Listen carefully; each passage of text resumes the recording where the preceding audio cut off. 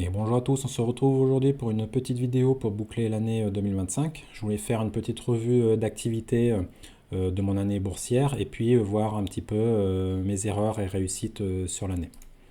Avant de démarrer, je vous rappelle que je ne suis pas conseiller financier, mes vidéos sont uniquement à but pédagogique afin de partager mon expérience dans l'investissement. Je ne fournis pas de conseils en placement financier ou de conseils d'achat ou vente d'actions. Chacun reste responsable de ses investissements. Donc au niveau du portefeuille, entre le début d'année et fin d'année, alors là, sur janvier, je mettais encore mes ETF sur cette vue globale du portefeuille que j'ai enlevé après coup maintenant parce qu'il commence à prendre de plus en plus de place. Mais on voit qu'on avait en tête, en top position pour le stock picking, on avait à l'époque Alphabet, Kinsale, Visa, Amazon, Microsoft.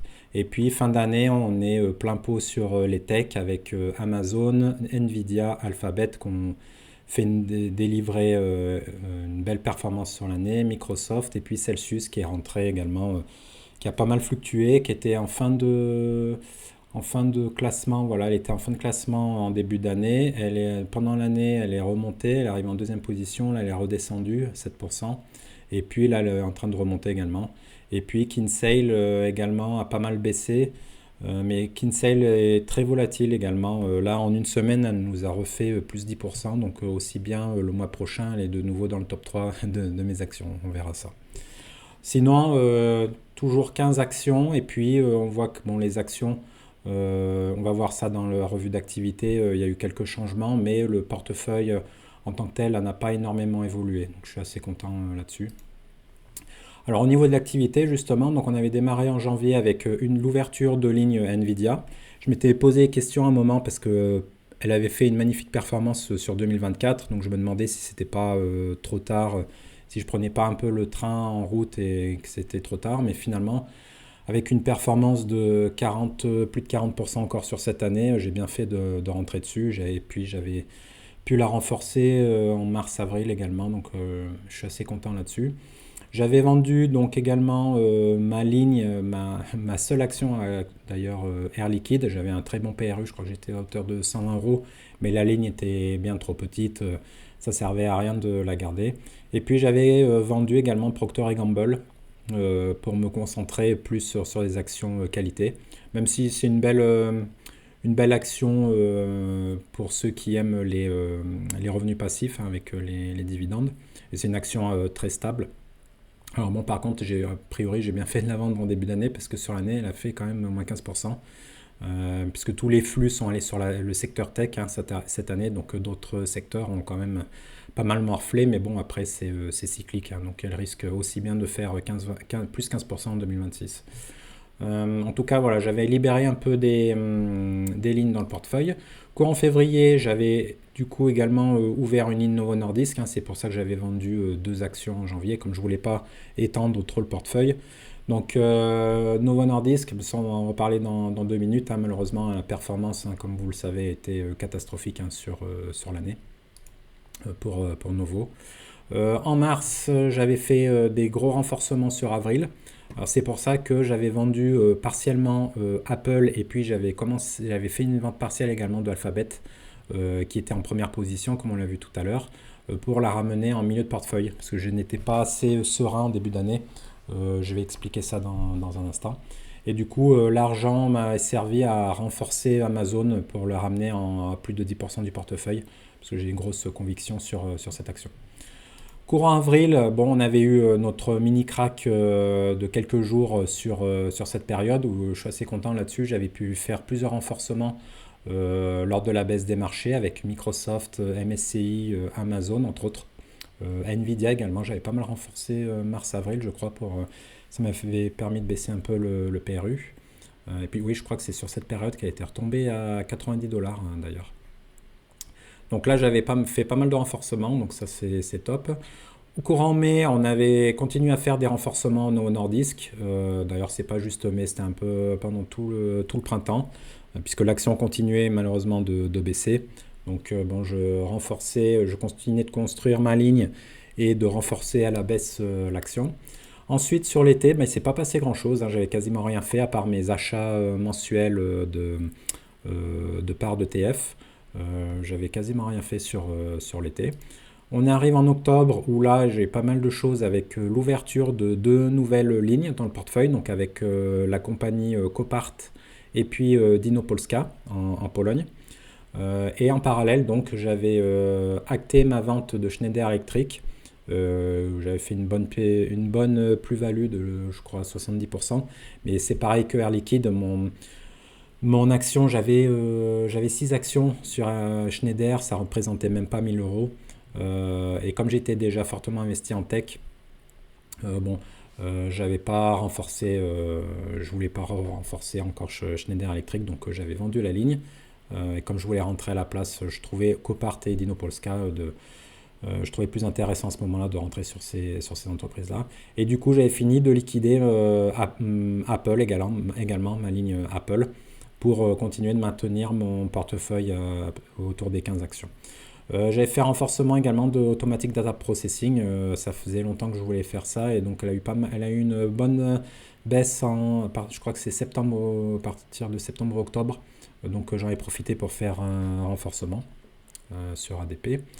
Enfin, novembre, j'ai acté ma vente de Evolution AB suite aux résultats qui étaient vraiment pas bons, avec un horizon donné par le management qui n'était pas clair et pas positif sur les trimestres à venir. Donc j'avais enfin acté ma vente.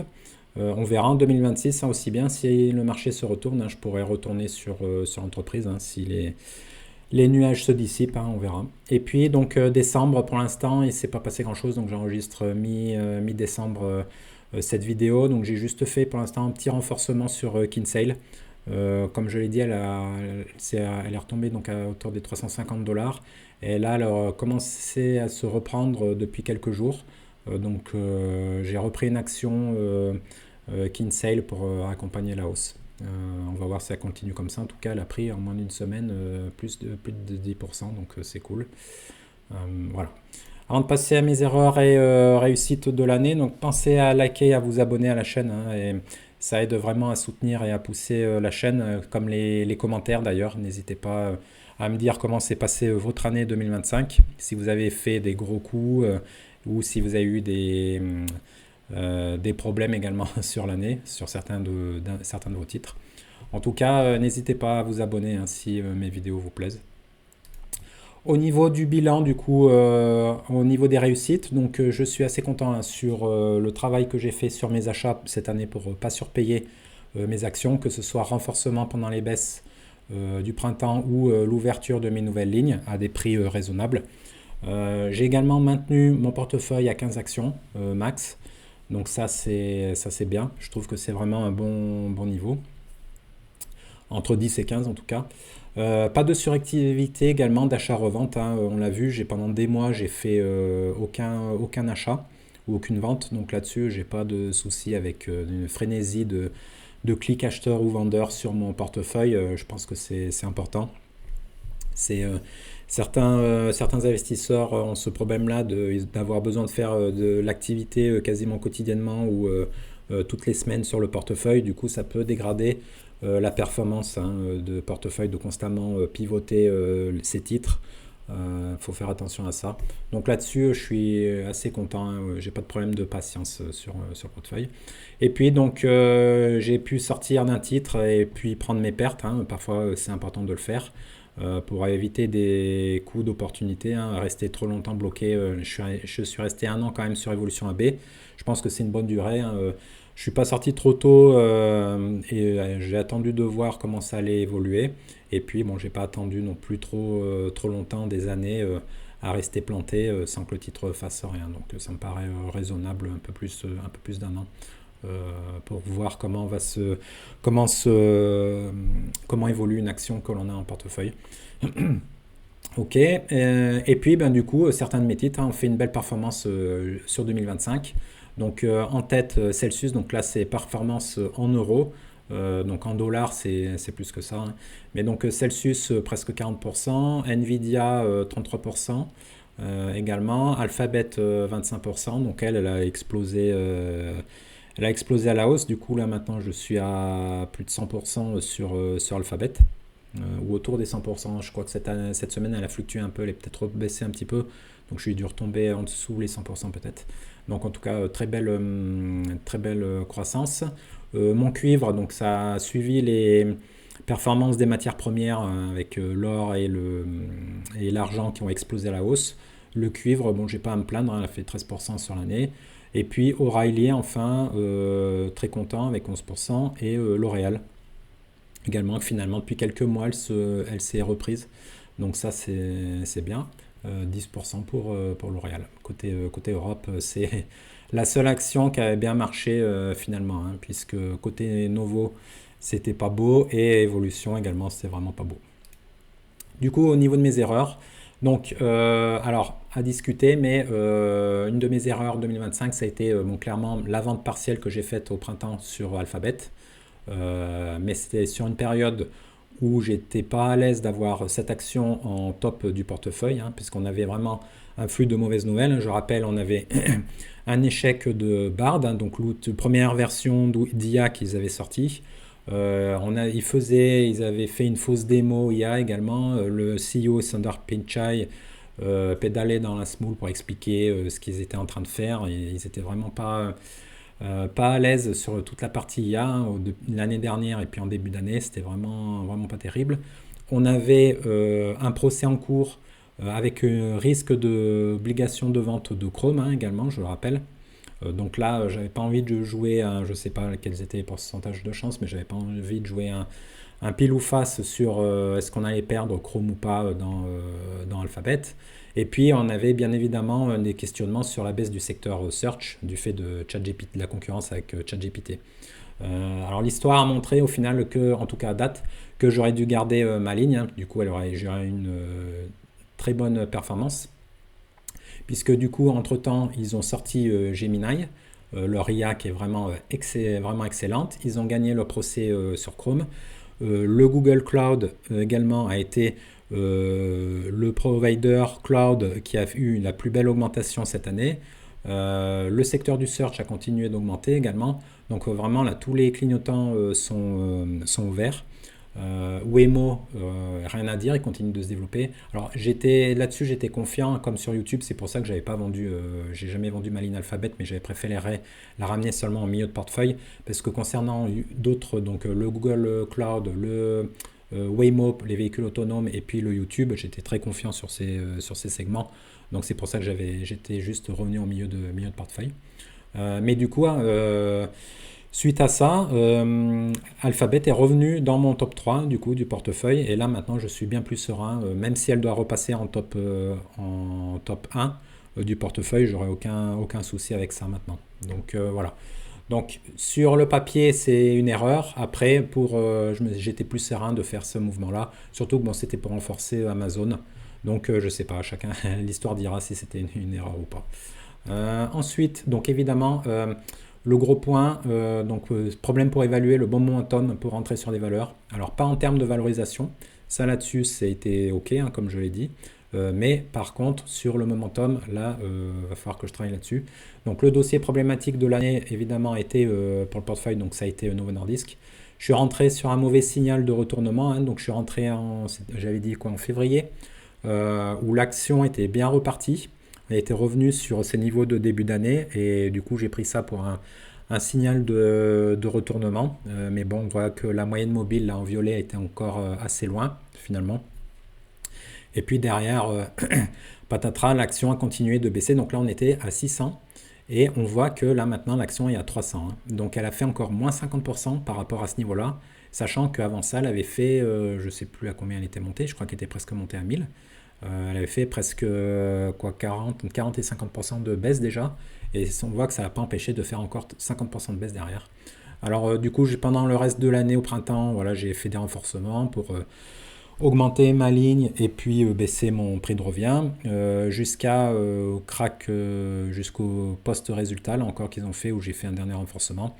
Là maintenant je suis plus attentiste. Alors on est à 300, autour des 300 là maintenant depuis quelques mois. On a peut-être enfin atteint le point dur sur Novo Nordisk avec un retournement là, pour 2026. Déjà là on va voir en fin d'année, il doit y avoir une décision aux US si ils vont pouvoir déployer leurs médicaments de manière orale. Ça pourrait retourner, enfin enclencher un fil de nouvelles positives sur le titre pour repartir. Puisque leur concurrent, je rappelle, hein, par contre a explosé en hausse, hein, Eli Lilly. Donc il n'y a pas de raison en tant que entreprise principale sur ces secteurs-là, il n'y a pas de raison que Novo Nordisk à un moment donné ne reparte pas, hein, sauf vraiment accident industriel. En tout cas, bon voilà, le momentum a été compliqué, ça m'a plombé, donc avec Evolution AB, ça m'a plombé la performance du pilier Europe et évidemment donc de l'ensemble du portefeuille sur 2025. Enfin, dernier point, donc essayer de garder dossier à risque sous les 5% max.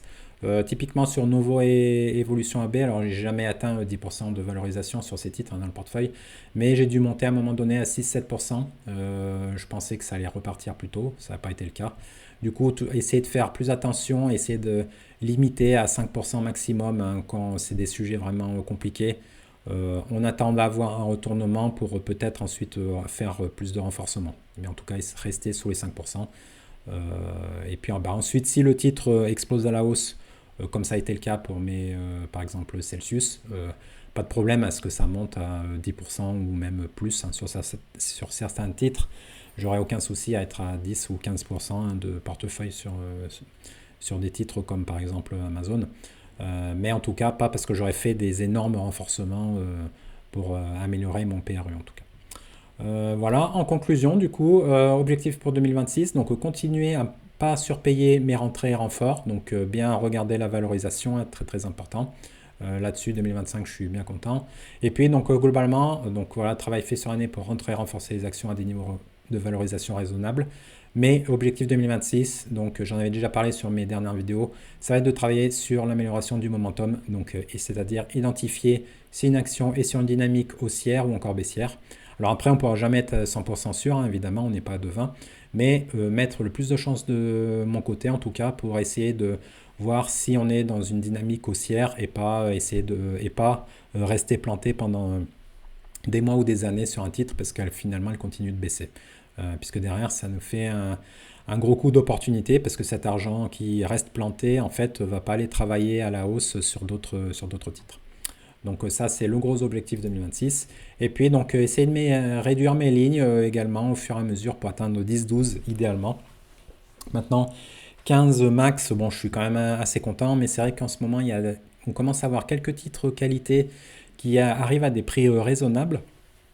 Donc ça risque d'être compliqué de maintenir mon niveau. Là, je pense, là tout de suite, je pense à Ferrari qui arrive tout doucement sur les 300 euros. On a Mercado Libre également qui a des niveaux pas mal. Constellation Software au Canada également qui est sur des niveaux relativement bas. En tout cas, se rapproche de niveau de valorisation raisonnable pour moi. Donc il va falloir que je regarde s'il va falloir peut-être remplacer certains titres dans le portefeuille si je rentre certains de ces titres-là. On va voir. En tout cas, ouais, si je pouvais arriver à 12 titres, ce serait idéal aussi pour le suivi. Ça, c'est quelque chose que je vais continuer à faire, hein, mieux étudier mes dossiers que j'ai en portefeuille. Là, c'est ce que j'ai fait déjà cette année sur certains de mes titres, comme par exemple O'Reilly ou Celsius évidemment. Mais donc je vais continuer à faire ça, puis essayer de faire des vidéos, du coup présentation deep dive, donc analyse détaillée de mes actions en 2026, hein, ça peut intéresser certaines personnes.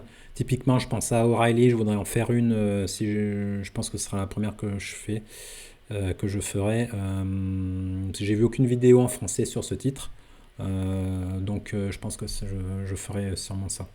Voilà, en tout cas sur l'année 2025, bon ça a été une année correcte. Alors on verra sur ma prochaine vidéo là que je ferai en janvier sur le bilan de décembre où je fais ma revue habituelle mensuelle avec Portfolio Performance.